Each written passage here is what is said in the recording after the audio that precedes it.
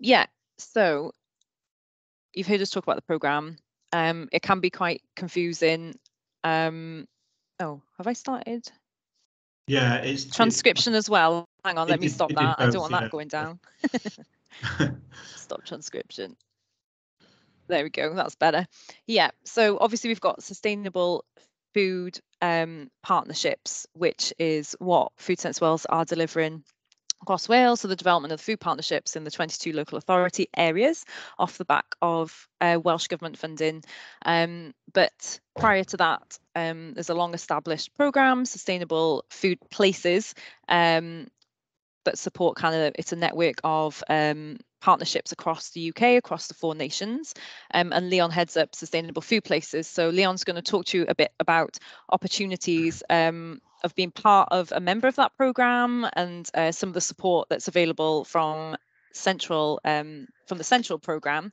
And the reason we're doing this is in some of the applications for the funding from Welsh Government, there were quite a few areas that said within their kind of local food plans, within their action plans, with their partnerships, that further down the line they would like to become a member of this programme. So we thought if we gave you a bit of an overview of this like early on, then maybe that's something that you can kind of work towards in the work that you're doing at the moment. So I'm going to hand over to you, Leon, if you want to give us a bit of an overview of the programme.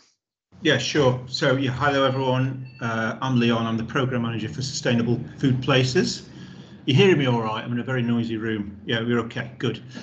I had bagpipes and a road drill outside a minute ago. I've got a little presentation. I'll rattle through it and then leave the rest to questions because I think that's probably best. Right, I'm going to share this. And then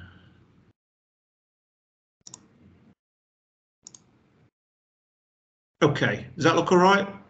Yep, that's fab. Great. So yeah, sustainable food places. We used to be sustainable food cities, but quite a few years ago now, we knew that we already had places that weren't cities, to what we called adapt and extend into rural areas, to be able to support places in Wales and Scotland and Northern Ireland more specifically. So we changed to places, but essentially what we do is support food partnerships. Our job is to support collaborative working on food in a place. That's our main aim. We ourselves are a partnership programme. So Food Matters, who are a small food advocacy organisation in Brighton, Soil Association, who you might have heard of, Sustain in London, who you might have heard of as well, both really strong food sustainability organisations. We're funded by the Lottery and Esme Fairburn, and we also have specific nation partners, and in Wales it's Food Sense Wales. So there's kind of 2 lots of support if you join our programme. There's quite close support from your nation partner, which is Food Sense Wales, who you already know through Hannah and Katie and all the other team there, Kaz and everyone, Sean Ellen, but you also can get support from the national programme. We're a team of about 12.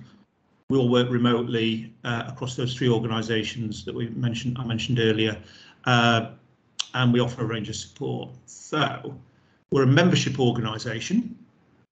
So we have members, and to become a member, we ask for some criteria.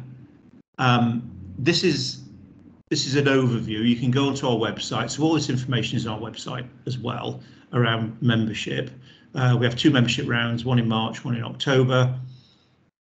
And what we ask for is that you're working on food in your place, that you're doing it cross-sector, so you're working across public sector and the community sector, business sector if you can. We know that's tough, so that doesn't stop you becoming a member as long as you've got a plan to maybe engage business. We also ask that you take a whole, someone else going in.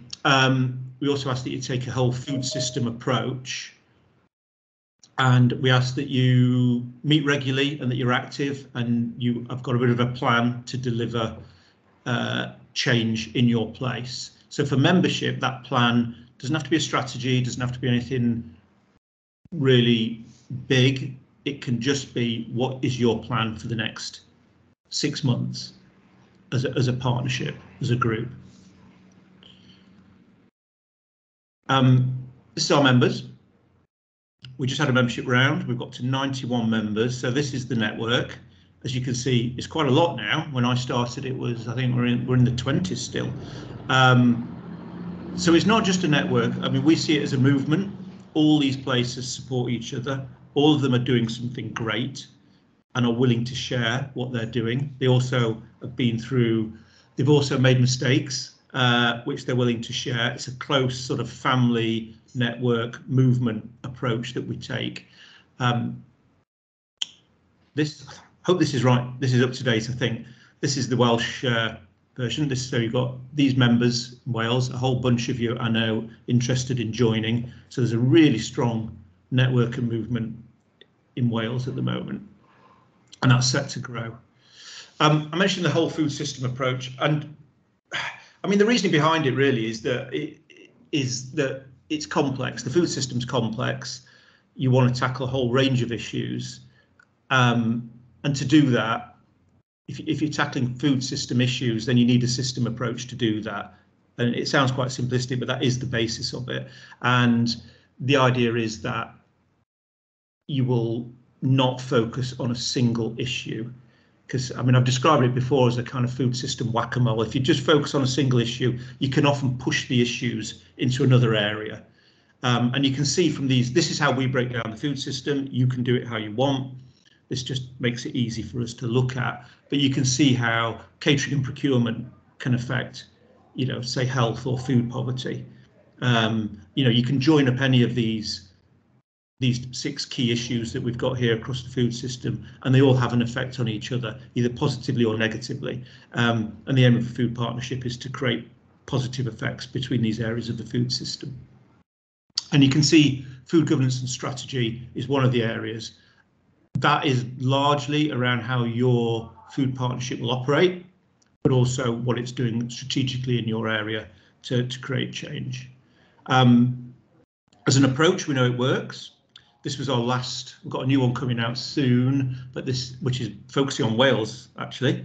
But this is our last evaluation report from our independent evaluators, University of West of England. They looked at what happened during COVID with food partnerships and also what happened after COVID, and it just showed the impact was really strong, and it was also positive, and it was resilient. It took a resilient approach. It wasn't just about emergency food. So it's a good little read. There's a good executive summary around that report, so do take a look at that. But we've got evidence that our approach works.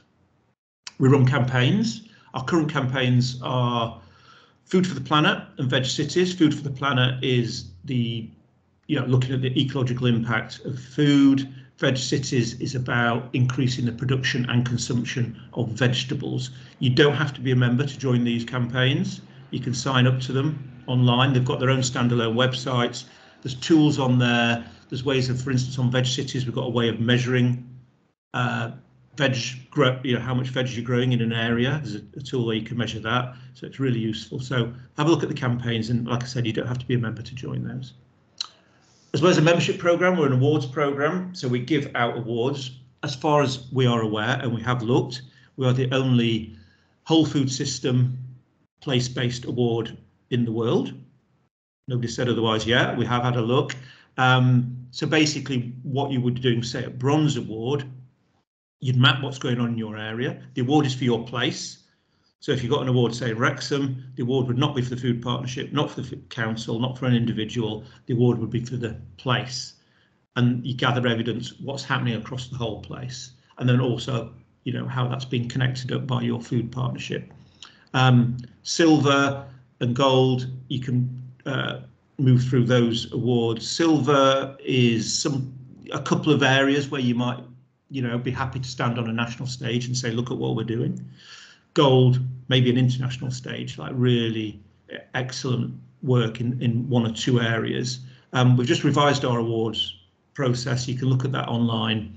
But they're also a way to coalesce activity to celebrate and so on. So the awards are, I think, are quite special. This is what membership can offer. I put peer-to-peer stuff first, actually, because I think it's the strongest offer we've got, is just connecting all our members up, because they're so amazing and everything that they do. And we do various ways. There's various ways we do that. There's meetings like this that Hannah's organising. There's an email forum which anyone again can sign up to. You don't need to be a member. It's very well informed. It's to the point, and you can ask anything from something about vegetarian catering to how do you engage public health in your area. You know, it's a really wide range of questions, and they're answered quickly. There's physical meetups. We run coordinator online catch-ups, which are drop-ins for coordinators of our food partnerships only, so they can speak freely about their own issues that they're having and support each other. We have a peer link platform. That's only when you're a member. So we will offer financial support for places to meet each other, either online or physically, and maybe spend a day together as a kind of exchange visit and learn what they're doing. We run a conference every year. For new coordinators, we run a specific mentoring scheme. We've got various social media. We've got Twitter, LinkedIn, Instagram, various social media which have got a large following. But the main thing is it's about sharing. You know, you don't have to go through when you remember any kind of formal these processes. You could just look online, get the details of somewhere that you're really interested in, and just give them a call. Other support that we offer, we've got a lot of information on our website. We've got a toolkit, which is basically how to be a food partnership toolkit. It's comprehensive.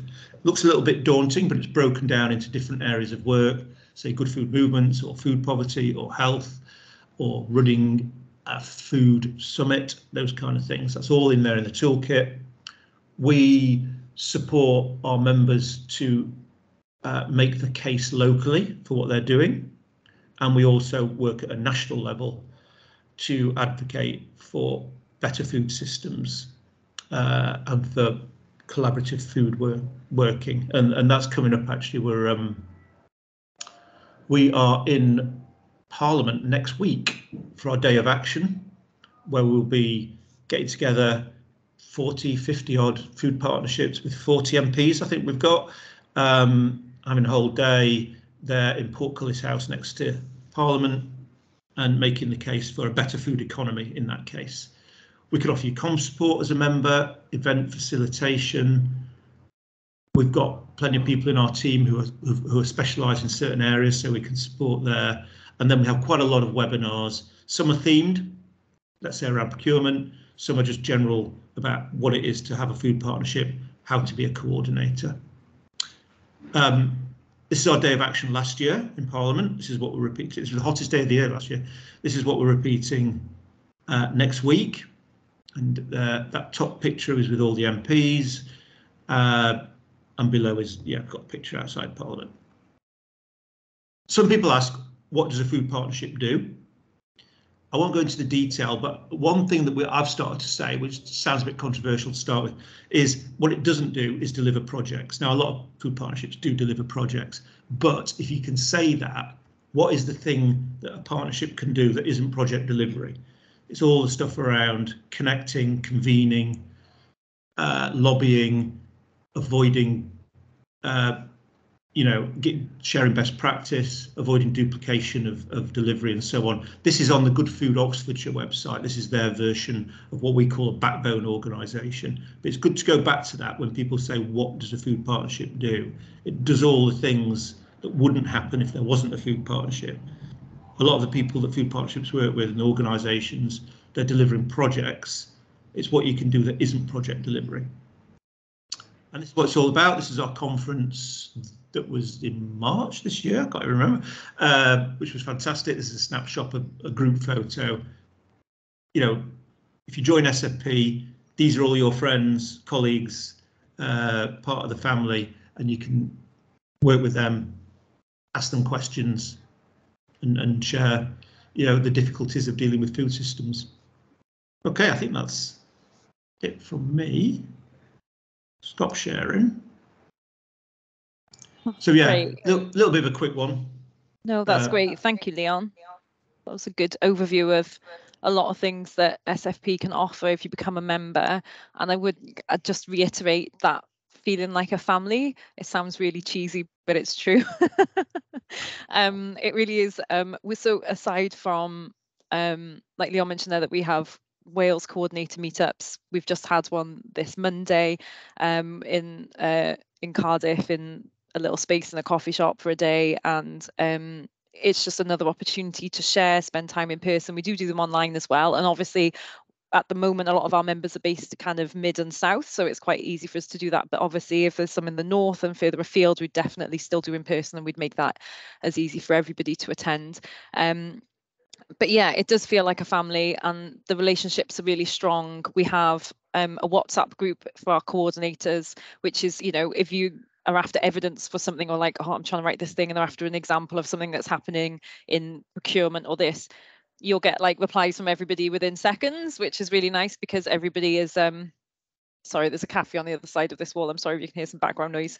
Yeah, everyone's really good at supporting each other, sharing opportunities, just like the partnership network. The wider partnership network is that we're just kind of establishing with this Welsh Government funding, but we are very aware that, you know, not all areas will want to become a member, and that's fine. It's completely separate. We're not pushing anybody to go for membership for SFP. We're just kind of shouting about the advantages if that is something that you want to do. And if we're aware that that is the direction that you would like to go in as a place, as Food Sense Wales, and with some support from Central SFP, can support you in the lead up for that journey. So it's not like you have to just apply to become a member and then you get the support. So for example, in March, April, we had 2 new members in Wales, which were Torfaen and Swansea. So we've been supporting both of those for about 18 months in the lead up to becoming a member of SFP.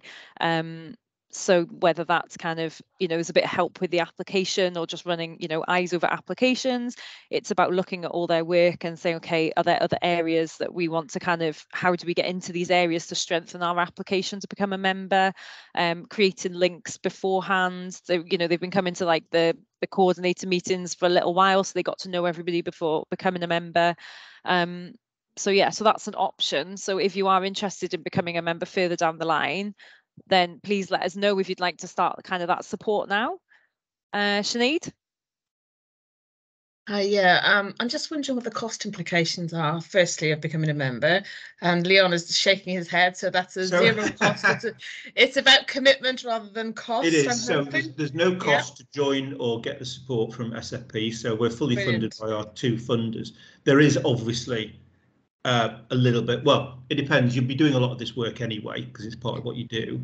But there is a bit of a time commitment yes. in say applying for membership. We try to make it as as least onerous as possible. Yes. So it's not, you can have a look at all the forms and everything online. So no cost. Okay, that's really helpful, thank you. And then the second question was, in becoming a member, does that mean that all partners are members, or does it mean that the named organisation is a member? Because obviously we, from a Pembrokeshire point of view, we submitted a bid as a partnership in the first instance, and our coordinator is based in one of our partners' organisations, not employed through the local authority, and we would want to, any membership organisation we would join, we would want that to be extended to as many of the partners within that partnership, and not just a single organisation. Is that possible? Yeah, so we don't. So quite a lot of our food partnerships they're unconstituted community groups. They're just a group of people who meet and sort of get on. Some of our strongest ones are like that. Some develop into charities and KICs and all sorts of strange structures. But it's the partnership that joins, and that can represent then its members, its stakeholders. So no single organisation can join. Perfect. But most partnerships do have a host organisation, which they need to, you know, let's say they're getting funding in, or they just want a desk somewhere. That's fine, but the host organisation doesn't join. The partnership is separate to the host. So, for instance, sometimes a partnership might move host organisations. Yeah. This happens sometimes. That's fine. The partnership stays the same. So it might be, you know, I don't know what you call it. It might be Pembrokeshire Food Partnership. That is its own thing. Yeah. And that's who we would want to, as SFP, that's who we would connect with, work with, support, and so on. So does that help? So that really helps. The food partnership, we do have cases where the food partnership can't be a single organisation. Otherwise, exactly. Otherwise, it's not partnership. Yeah. So, and I 100% subscribe to that. And that was really my question. I think whilst it is a partnership, I think there would be certain members of our partnership that we might want to see different people attending, whatever it may be, but they would all be members of that partnership, and I would want there to be that kind of equal opportunity for different members of the partnership to attend things as interests them, shall we say, and it not just be the coordinator. So that's perfect. That's exactly what we would be looking for. Thank you. And if I could just jump in there, just to add to that, so obviously Cardiff has been a sustainable food place. They've got the Silver Award, and they've obviously well established. They've been going for 9-10 years now. But members of their partnership who sit on the steering group actually represent the partnership in different events all around the country. So it's not just Pearl as the coordinator. That takes a long time to establish, and that's what we're trying to work on with a lot of the other partnerships at the moment, is people taking ownership of being part of that partnership, rather than just, I work for, say, NRW, and this is just another steering group that I sit on. It's like, no, we are a partnership that goes beyond that, and I'm representing that part of the food system when I show up to these meetings, to these events. But in terms of being a member, it goes beyond that. It becomes the place. So, it doesn't just have to be the stakeholders in that partnership group that say we're a member of Sustainable Food Places. It is Pembrokeshire is a sustainable food place. And you can even do campaigns around retailers, around shops, around farms that can use the badges, use the logos, and say we are a sustainable food place, and take ownership beyond kind of the inner workings of that partnership. And just to add to that, we are getting all the I think we're nearly done now, the toolkit that's on the website, which you can access without becoming a member.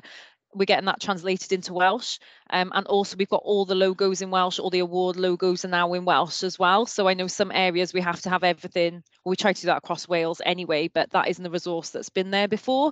But now we're going to have everything as much as we can bilingual, so that if you are a organisation or a local authority that can only communicate bilingually, that you've got the logos that you can use and all the stuff around it. So, Gary. Yeah, I just wanted to ask, is it a typical kind of document that binds that partnership together? Is it typical for them to have a sort of a terms of reference, or do they become its own constituted body? Yes. So in the membership criteria, we do ask for terms of reference, partly to make sure that everyone who sat around your table knows why they're there, because sometimes that can be a difficult thing in its own right. And it also developing the terms of reference, particularly if you include a vision in there. We do ask for some kind of vision. The vision can be like top line, good food for everyone in whatever the name of the place is. But that developing the terms of reference as a group helps bring the partnership together, and then everybody can agree that we've agreed this is how we want to go forward. It's usually a two-sider, it's not like a really long governance document or anything like that. And also some places develop a charter that can have similar, that's more public facing, but it's also a good way to think about what is it we want to focus on, what do we want to do? Because, we talk about food system approach, you're not going to be able to do everything in the food system. You're going to have priorities. And at the moment, most people have got, food access and health and the economy as priorities, because that is everybody's priority at the moment. So yes is the answer in terms of reference. And we've got, you can look at everybody else's, that's part of the sharing, in terms of reference, but also we've got like samples that you can start from and get the conversation going. Great, thank you. Thanks. Yeah, we can definitely share some of the ones that we've got access, the Welsh ones, if that's helpful. And in terms of the application, I think it is only like 2 or 3 sides, and I think there's like 5 or 6 questions, and it's just providing a bit of evidence that you are doing one cross-sector work, that it's not just in one stream, even if you are only doing a little bit in some areas, or you've done most of it and there's just like, you know, procurement or what have you is hard, or private business or working with farmers, that is something you can work towards.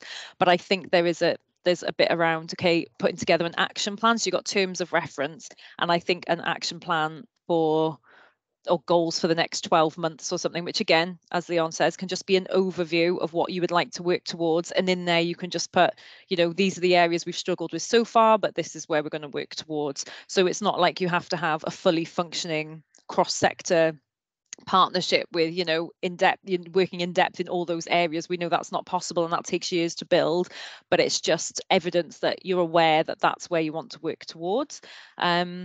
And yeah, and that's it really. And as Leon says, there are documents on the toolkit that help you put all those documents together with your terms of reference. Some of these things will actually be useful, even if you're not thinking of going for membership just yet, that you can use some of those with this Welsh Government funding to start bringing, you know, to kind of bind your stakeholders together a little bit. But yeah. Thank you. Nikki? Yeah, sorry, I should have actually lowered my hand because I think you have just answered my question. I was going to ask, how well established does the partnership have to be to become a member or subscribe? But I do feel that you've actually just answered. No, it's a good question actually, because we don't really know, but we would say that, what do we ask for now? I think we ask for at least 6 months of activity. Okay. A year is good. That there's been fairly regular meetings, people coming together, and it's not a meeting of like 2 people, but at the same time, we don't expect a massive food partnership all meeting together. You know, you might have a smaller group, a steering group. It's just looking for an active food partnership that's got a bit of inclusivity and you know, is aware of its own gaps, where, you know, you might not have business around the table, but you're aware of it. And yeah, so I would say, yeah, probably 6 months as a minimum. Okay, great. Okay, yeah. we fit that criteria. That's brilliant. Do you are you? Oh, have I lost you? No, sorry. I keep freezing. My IT is horrendous. Are you sharing links or anything to be able to look at your webpage, or have I missed it? Sorry, I was late into the meeting. You're fine. I'll drop the website into the chat, and then and then any of the resources we can ping across in an email or drop them in later.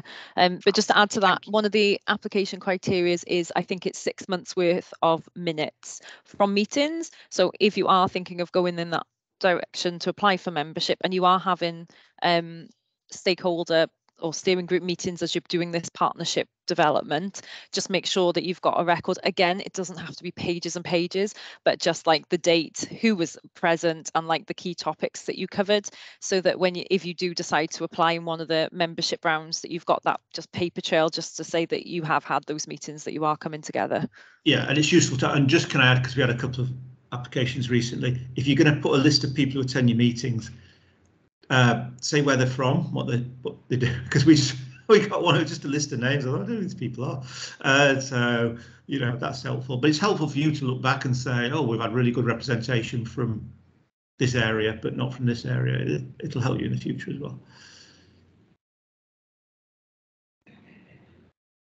Yeah, that's great. Are there any other questions at the moment for Leon or myself? We can share. Leon, are you happy if I share your email address with the group if people have any questions they think of afterwards? Is that all right? I think it's best to share the info app, because we monitor that between us, and then the questions we can then get to the team, because it's basically depends on the question. That's true. Okay, that's fine. We might send it. That'd be better. Yeah. Yeah. I'm not trying to avoid people. It doesn't sound like that at all. They usually come to me anyway, but it's fine. Although we've got a new network coordinator for the whole programme. That's someone who looks at the offer to the membership and so on. Andrea, she lives in Wales. I think she does, doesn't she? Yeah, she does. She does. Some of you might have met her if you came to the Wrexham event, because she worked for the Get Togethers team at Soil Association.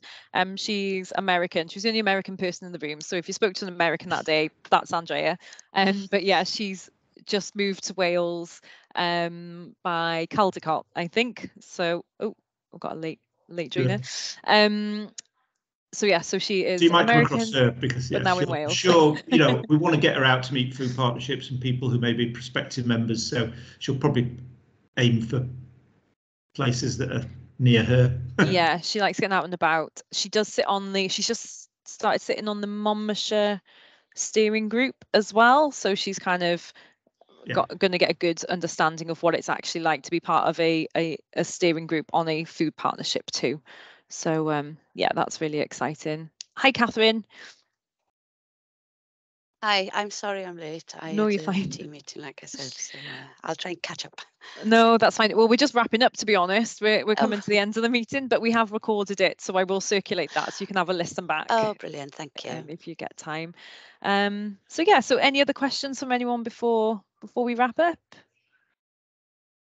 No, that's great. Well, thank you everyone for making time this morning to join us. I will circulate a bit more information. If you've got any questions, around what we could do in Wales to support you, if you are thinking of going for membership, even if it's in a year or two, then please let us know and we can start integrating you into kind of the network that we have and looking how we can support you and kind of give you some pointers just to make sure that you're on the right track for that, as well as with the Welsh Government funding. It all works hand in hand, so that's great. Yeah, so thank you very much everyone, and I will catch up with you soon. Great, thank you. Thank you. Thank you very much. Good day. Thank you. Bye-bye. Bye.